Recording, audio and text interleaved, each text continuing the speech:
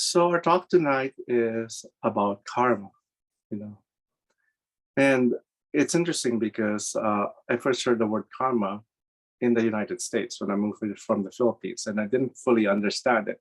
I kind of interpreted it in the same way that, uh, with the background and in the context of being Catholic at that time. So whenever people said like, you know, karma will get that person when they do something bad, I always thought that it was like, oh, that person's gonna get, their comeuppance, or like they're gonna get what they deserve, or like if they do something bad, then something bad will, happen to them. So I looked at it sort of like as a punishment, you know, and it's not, until later on when I have done my readings that like the concept of karma is actually very different from, this idea that somebody's just going to get punished for something that they did bad. um and that was further, kind of clarified for me by the teachings of Master Choa Koksui, my teacher. And karma is, I think of more of like the law of consequence, and consequence is not punishment. It's just that anything that we do, has a cause and has an effect. And also things that we put into action has a consequence. So I like the idea that when we plant good seeds, then we will get good fruits. So when we do good stuff or good actions, then we have, we produce good karma, and it would result in like good results. And subsequently too, if we do something that's negative, that's something that's, bad, it produces bad karma, and then it's going to have a bad consequence or a bad result. And the interesting thing is that when we have good karma, um, that can follow us from lifetime until lifetime. And so is the bad karma. So if we've done something in a particular lifetime and we hurt another person, for example, and we didn't make up for it, or didn't you know uh, acknowledge it, didn't uh, do work to repair, that hurt that we did to another person, and then we die in that particular lifetime, then that karma, that bad karma, is going to follow us in the next lifetime. And the bad karma is not a punishment.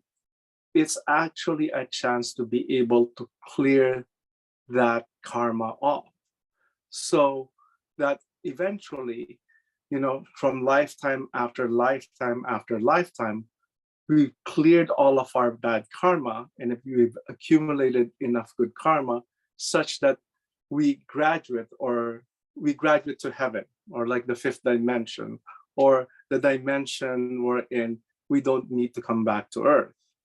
So I like that much better than the concept of having a hell wherein the hell is forever, and there are certain things that are completely unforgivable. And and the concept of an unconditionally loving God is not consistent with somebody who creates a hell wherein somebody can stay forever and is forever punished. So the concept of karma is that even if we do something that's seemingly unforgivable, that we can actually do something to correct it. And if we can't do it in this lifetime, we can do it in another lifetime or subsequent lifetimes after that. Now, it's very interesting because Grandmaster Choa, who originated, meditation on twin hearts and pranic healing, which is this energy healing that we're going to do, the self energy healing. He composed and did all of this in the 1980s, and pranic healing is in 120 countries now. I mean, it really appeals to the souls of people, they really respond to it, because it really connects you to like everyone. And people from different religions, they can be religious but not rigid, would learn pranic healing because the language speaks to them. And then also people who are just spiritual, who are not part of religions, also respond to it. And I think there is, because it makes sense, and there's a kindness and a compassion, to the teachings.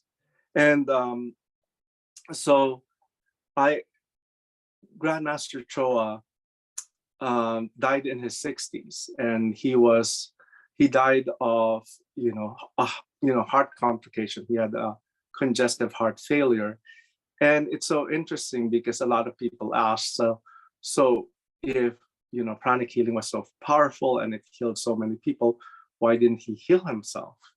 And the story that I got from his disciple, Master Ko, who's my teacher, basically, he related a story that in a previous life, Grandmaster Choa was a soldier, and basically, in service of his country, killed many people, and used like a bow and arrow, to like hit them in the heart.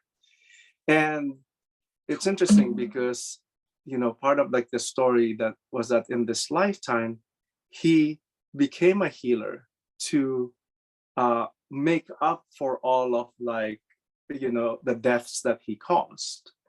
And he would have like died earlier, but then he really wanted to get his teachings out.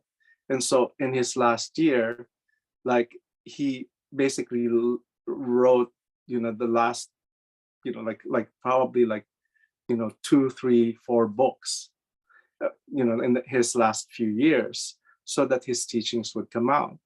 So it gave me a real perspective on that we're not only planning for this lifetime, that anything that we do in this lifetime has consequences that can go beyond this lifetime. So I think that was something that was important to share.